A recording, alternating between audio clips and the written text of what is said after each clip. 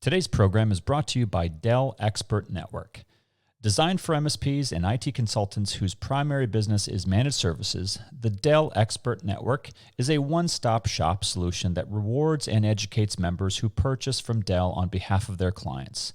With shortcuts to services and support and a dedicated account manager, the Dell Expert Network makes business engagements easier. Learn more at www.dell.com/expert network. You're entering the MSP Zone, a podcast for the managed services community, covering news, analysis, and interviews from around the globe. Elevate your MSP game by staying in the MSP Zone.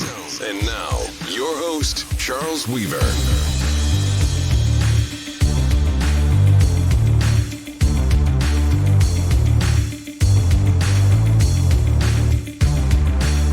We're talking about passwords. We're talking about user authentication. We're talking about how do we as MSPs be safe and secure and yet stay functional and efficient in largely work from home environments. And that's kind of our topic today.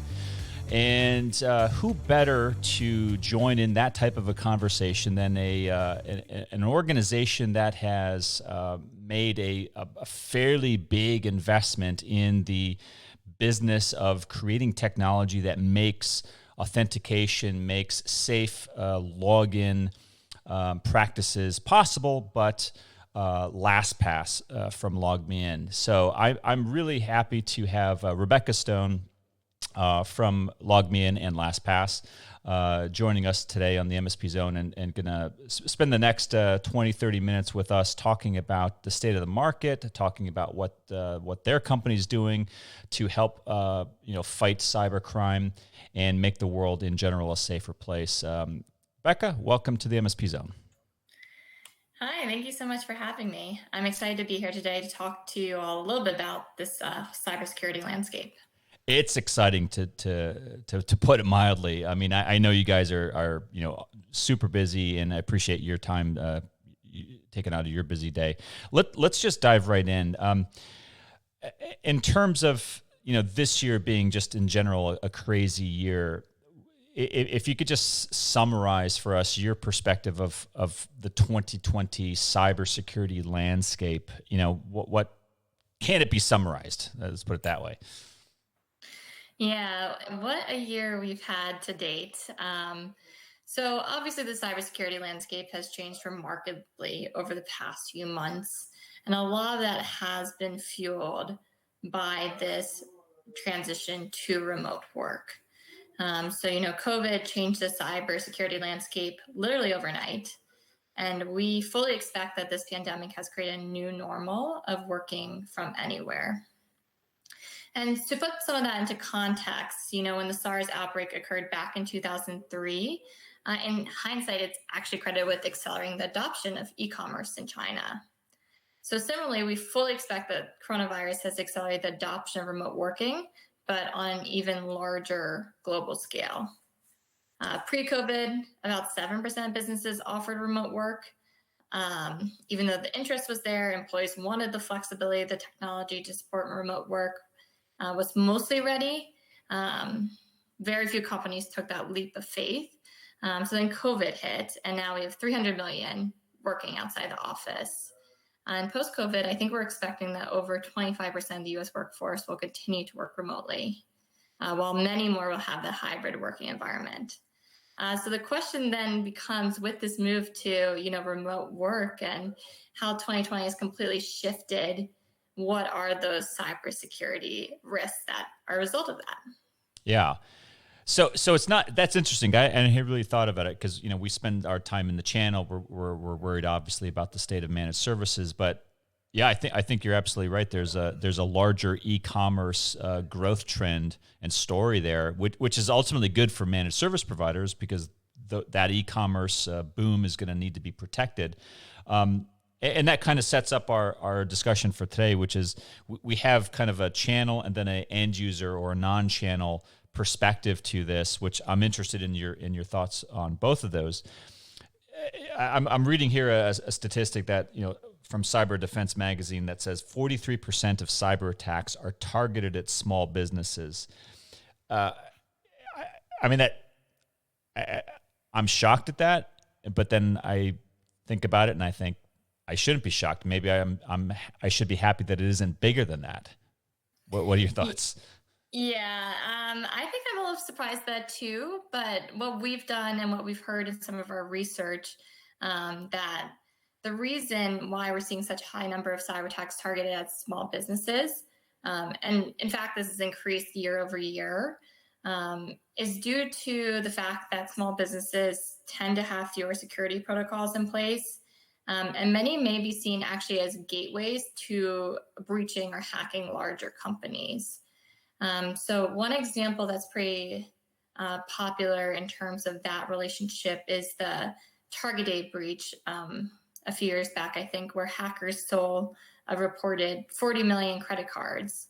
And this was actually linked to a successful cyber attack against a small HVAC vendor that they had contracted for several Target locations. So for a cyber criminal, hacking a small business can actually end up being a really nice payday for a successful attack. Yeah. And I know you guys are incredibly passionate about cyber hygiene and about the proper use of passwords and password hygiene, passwords policies, and everything that involves user authentication. Do you separate out the adoption or the usage of your technology within the MSP community versus the end user community? I mean, do you have any data that suggests that that one is different than the other? So I think what's unique about MSPs and one thing that they need to keep their guard up is cyber criminals have now realized that they actually can have a bigger payday when they successfully hack a MSP. And that's because, as an MSP, you really hold the keys to the castle. So you manage many businesses and you have the administrator access to clients' networks, their applications, their file shares, all of their most important assets. So one MSP hacked can mean holding hostage many more business. In fact, also from dark reading, we saw that that in 2018, the average ransom for an MSP was around $10K. But in 2019, the average ransom exploded to over $700,000. So this trend is something that we're seeing cyber criminals realize and take advantage of, which is why I think it's even more crucial for MSPs in order to protect not only their business, but also their customers to take a cybersecurity first perspective. When you say that statistic about that $10,000 to $700,000, over $700,000 average ransomware demand, it really is staggering. And more to the point, it's debilitating for many small businesses, including many small MSP operations. Is it an overstatement to place so much emphasis on password management, password policies, and general user authentication hygiene?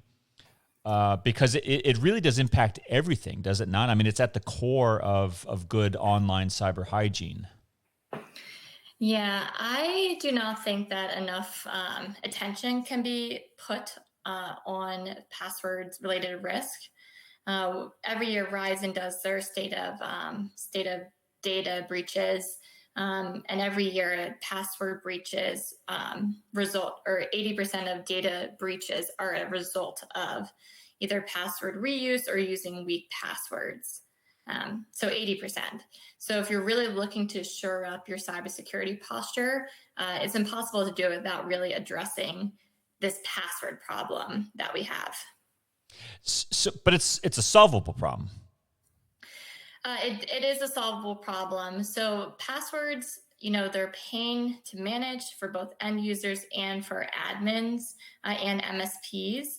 But through technologies such as password management and identity access management solutions overall, so solutions that contain things such as password management, single sign-on, and multi-factor authentication, you're able to diminish the number of passwords that your employees or customers need to manage.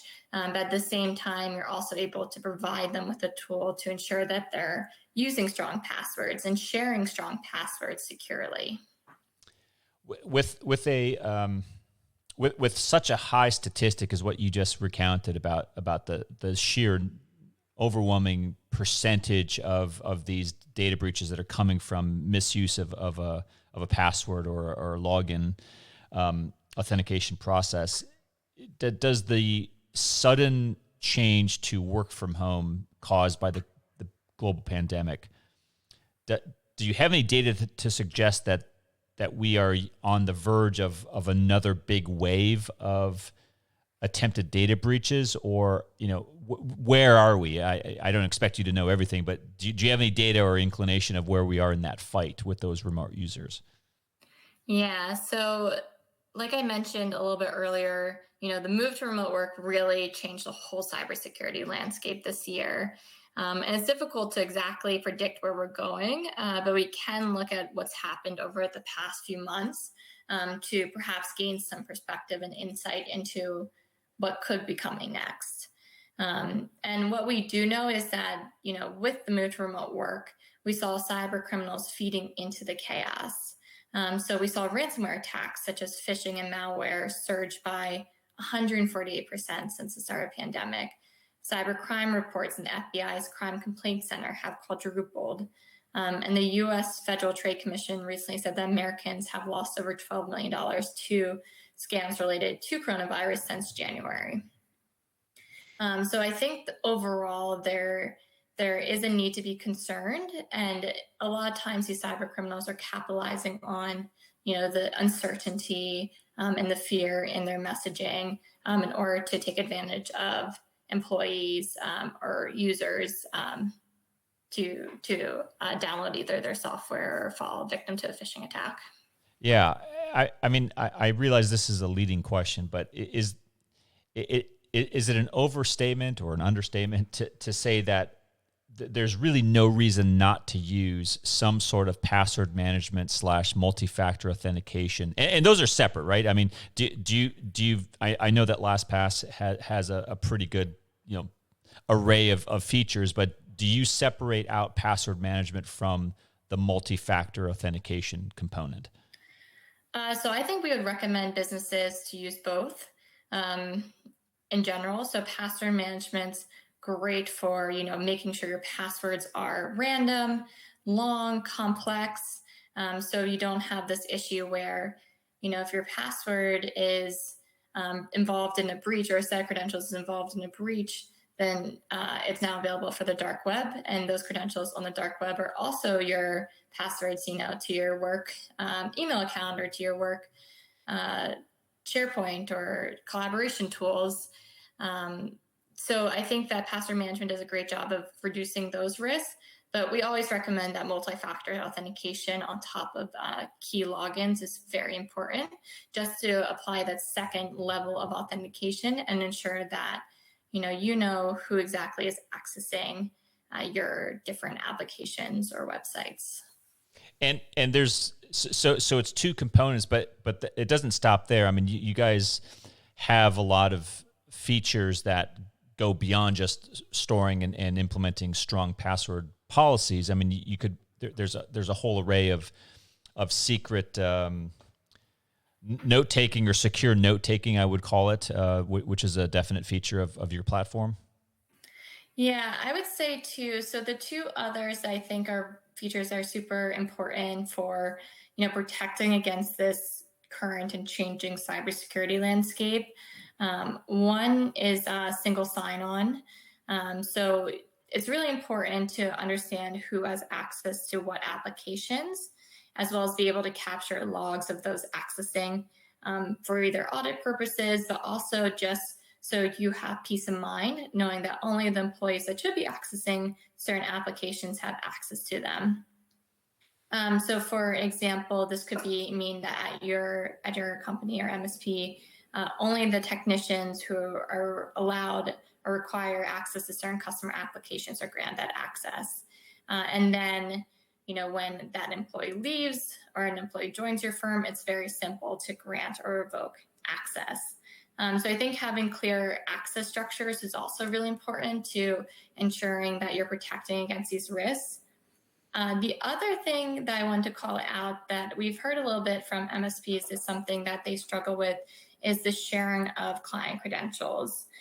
So how are you able to take access to a specific client account, portal, admin credentials, and ensure that it's only shared with the teammates that need access to it?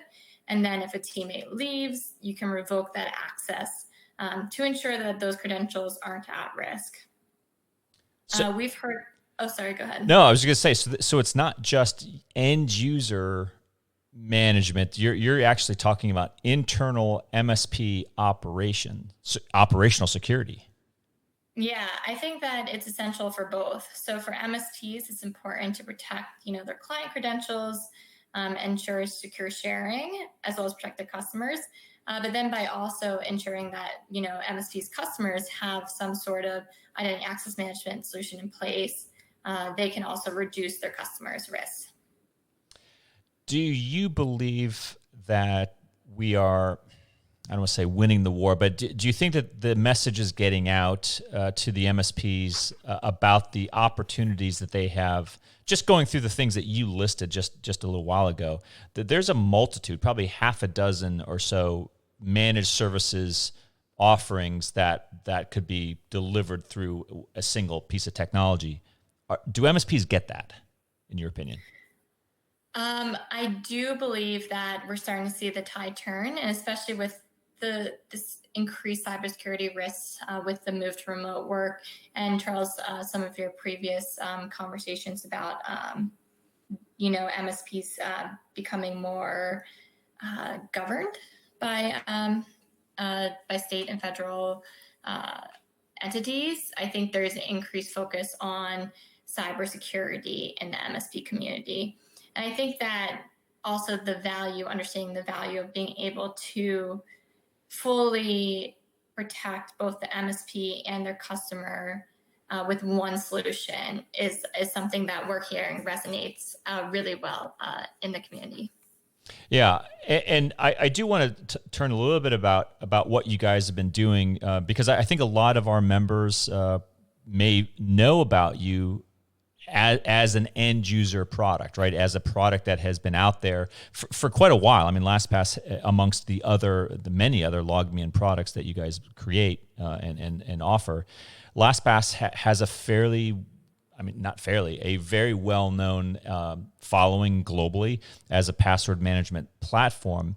But this year was kind of a major change with your MSP strategy. Could you maybe talk us through a little bit about what that involved for those of you who didn't go to MSP World this year? Yeah, so LastPass, as you mentioned, we're a brand trusted and loved by both personal and businesses. We have over 25 million users and over 70,000 companies using LastPass. So we offer both these, as Charles mentioned, personal, but also business solutions. And this year we actually launched a MSP solution with LastPass. So the MSP solution provides our MSP partners with the tools that they need to grow your business and gain incremental revenue while delivering what we know to be best-in-class security to both their MSP and their customers. So we've made a few changes to our LastPass business solution to really fit the solution to the needs of our MSP partners. So first, we granted multi-tenancy, or we built multi-tenancy into the product. So our MSPs have one central place where they can go and add customers' accounts to the LastPass, provision LastPass to their customers, set up their LastPass accounts, add users. All their different administrative functions can be accomplished with one login. We also rolled out flexible billing. So we heard from our MSP partners that they really wanted to be billed how they were billed, which is monthly based on consumption. So we set that up for our partners as well. And then finally, we developed a bunch of training resources to ensure that our MSP partners have the information they need to service themselves and their customers. Finally, like you mentioned, Charles, when we were talking about LastPass, we really believe that in order to promote cybersecurity at the MSP, they need to be able to, use LastPass to protect their own passwords as well as offer it to their customers. So due to that, we also offer MSP partners a certain number of licenses, complimentary licenses for them to use at their MSP in order to be comfortable with the solution, get to know it, as well as while protecting their own MSP security before they even offer it to their customers. So what you're saying is there's literally no reason, no excuse not to have strong passwords and strong user authentication. Definitely. I think with all the trends we talked about today, it's time for passwords to be managed for MSPs. Yeah, I like your program. I'm familiar with it. I mean, for those of you out there in the audience who work for an MSP, Becca, what's the best way to reach you guys to take advantage and learn more about your MSP program and maybe even take advantage of those free licenses? Yeah, it'd be great if you visit lastpass.com/channel partners. And on that form, on that website, you can read more about the LastPass MSP solution, as well as fill out a form if you're interested in learning more. So once again, that's lastpass.com/channel partners. Yeah, and I keep coming back to this as kind of a two-pronged issue. And one is we need to get all MSPs using better, stronger password management and multi-factor authentication. I think that and there's a hidden gem in there as well that you brought up, Becca, about the internal best practice of dealing with shared administrator accounts, which is a very common it's a very common phenomenon within managed services and how service desks have to handle remote access into customer objects.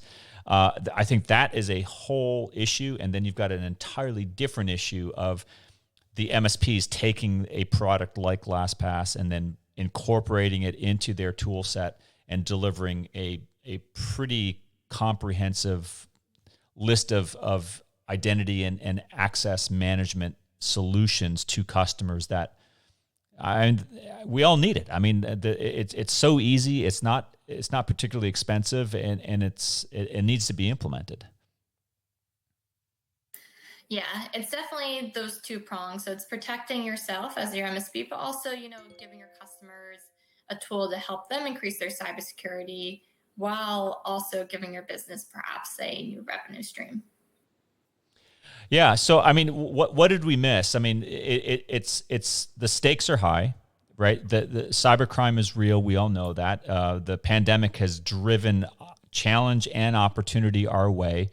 It's preventable, right? It's not complex technology. It's very easy to use, and it has a prophylactic benefit that is really powerful for a nominal cost and I personally think it makes going just to regular websites, logging in, phenomenally easier. I mean, why manually write in your passwords when you could just have it autofill and remember it for you, right? Yes, that. As an end user, that is my favorite thing about LastPass. As a cybersecurity geek, I love all the other stuff. But as an end user, being able to fill my passwords securely and easily with complex random passwords is my favorite thing about LastPass. Yeah, well, I appreciate you hopping on the MSP Zone, Becca, and sharing kind of what you guys have been up to. I'm imagining you guys are going to be incredibly busy for the remainder of the year, and then definitely into 2021 as we continue to wrestle with these issues. But for all of you MSPs out there who have not taken a look at LastPass, definitely encourage you to do that. Take advantage of their complimentary programs. Give it a whirl. You have nothing to lose, and you might actually do yourself a favor and your customers and make yourself a lot more secure. Becca, Becca Stone, thank you very much for coming on the MSP Zone and sharing your wisdom with us today. Thank you for having me. This is Charles Weaver for MSP Zone. We'll see you next time. Thanks for listening. If you enjoyed today's episode, please give us a like. Make sure you are subscribed to the podcast so you will get notified when future episodes are released. We will see you next time in the MSP Zone.